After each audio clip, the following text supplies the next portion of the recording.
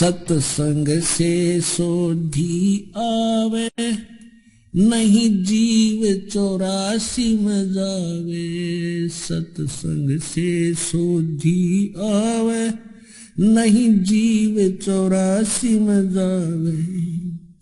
अब मेटो द्वेष और राग, हो राग या उम्र बतेरी जाली। अब मेटो द्वेष और राग, हो राग या उम्र बतेरी जाली। तो प्रसंग चल रहा था, वहीं आते हैं फिर 8वें अध्याय के 8, 9, 10 में कहा कि उस भक्ति के बल से तू उस परमात्मा की शरण में, जो उसकी भक्ति करता उसके पास चला जाएगा। और 8वें अध्याय के 5 और 7 में कहा कि मेरी भक्ति करेगा तो मुझे प्राप्त होगा, इसमें कोई शंका नहीं। अपने आत्मा जो प्रसंग चल रहा था, हम फिर आते हैं 7वें अध्याय के 18वें श्लोक में गीता जी में। इसमें इसने बताया कि मेरी साधना जो करते हैं वो भी अनुत्तम घटिया गति में सचित हैं।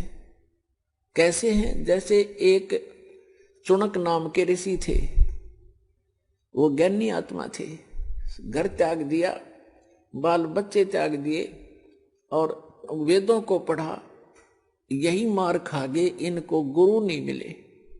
और परमात्मा आए, जैसे कबीर परमात्मा थे और सिंपल भाषा बोला करते, और ये संस्कृत के ज्ञाता थे, मात्राओं मोड़ दे रहे। ये कबीर साहब ने तो शुद्ध उच्चारण भी नहीं आता, कबीर साहब संस्कृत नहीं जानते। रस भाषा का काम तो अपने विचारों को दूसरे तक पहुंचाने का है, चाहे वो मात्रा गलत भी हो और चाहे उच्चारण गलत भी हो। समझ जाता है आदमी, जब बुद्धिमान होगा संकेत समझ लेते। उनके पास पावर थी। जैसे एक हरियाणा के मुख्यमंत्री अंगूठा छाप थे, और वो किसी गांव में गए, गांव वाले कहने लगे कि मुख्यमंत्री जी, हमारे यहाँ सड़क नहीं है, हमारे गांव में ये डिग्गी पानी का वाटर सप्लाई बिना कहनी आओ थी, उन्होंने डिग्गी को नहीं पानी की। तो वहां सारे के सारे विभाग खड़े थे, चीफ इंजीनियर तक, डीसी और कमिश्नर तक। उसने कति ना शुद्ध हिंदी जाना था, ना अंग्रेजी बोल जानता था मुख्यमंत्री। उसने कहा रे उरे ना, ओ डीसी, क्या नाम है तेरा रे? चीफ इंजीनियर के कहने उरे ना, ऐसे कर, यहां से लेकर अठैत लेकर बठैत आई इनकी सड़क बना दे। उन्हें इंग्लिश भी बना ली उसकी, अठैत बठै की, हर नक्शा भी तैयार कर लिया। तीसरे दिन काम शुरू हो गया।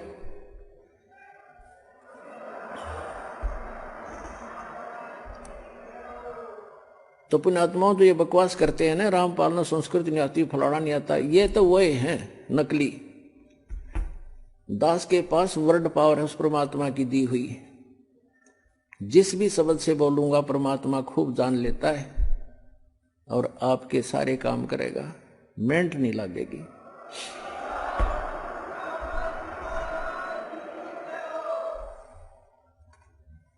तो कहने का भाव दास का जो है वो इस, तो इनके वो चुनुक नाम का एक ऋषि था, उसका यह बात समझ में ना आई, क्योंकि उनको गुरु नहीं मिला। और गुरु मिले, कहते हैं चारों युग में मेरे संत पुकारे, और को के कहा हम हेल रे, हीरे माणिक मोती बरसे, ये जग चुगता ढेल रे।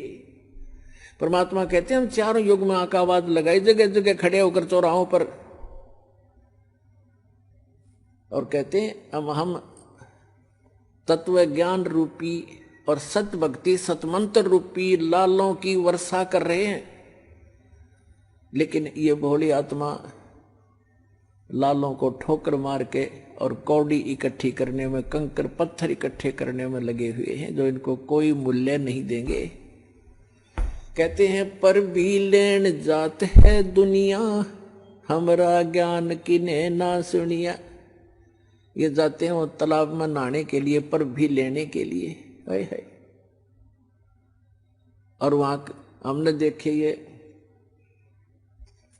एक जींद के पास में पिंडारा गांव है, पिंडारा, और उसमें एक जोड़ है, तालाब, और उसमें नहाने जाते हैं कल्याण के लिए, उसको पिंडारा तीर्थ कहते हैं। वहां देखा हमने ऐसा जल उसका गर्मियों में, उसमें गधा भी ना बढ़े। अरे ये श्रद्धालु उसमें लौटे, थोड़ा सा पानी लेके न्यू करें, वो पानी घना था नहीं, सारे नु ला के कल्याण हो जाएगा, क्योंकि मोक्ष के लिए भटक रही है आत्मा। तो परमात्मा कहते हैं पर भी लेन जात है दुनिया, हमरा ज्ञान किन्हें ना सुनिया। तो परमात्मा के बताया करते, तो वो इनके गले उतरा नहीं, मनु जी का, वशिष्ठ जी का, इनका जो ऋषि पाक रहे थे, संस्कृत भाषा शुद्ध जाने थे, और वो भगवान आने बताने आए थे। चारों युग में आए मालिक। कहते हैं सतयुग में सत सुकृत कह टेरा, त्रेता नाम मुनिंदर मेरा, द्वापर में करुणा में कलाया, और कलयुग नाम कबीर धराया।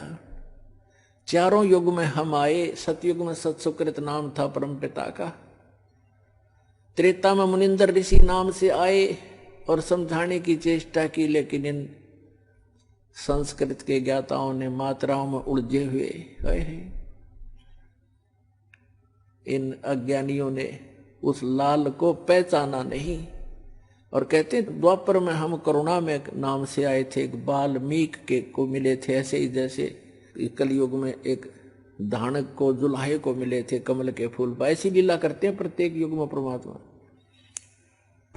और कलयुग में कबीर नाम से आए थे। तो ये क्या बताते हैं परमात्मा कि हम चारों युग में आते हैं, और ये मात्रा की, व्याकरण की भक्ति करने वाले ये भगवान को पहचान नहीं पाते।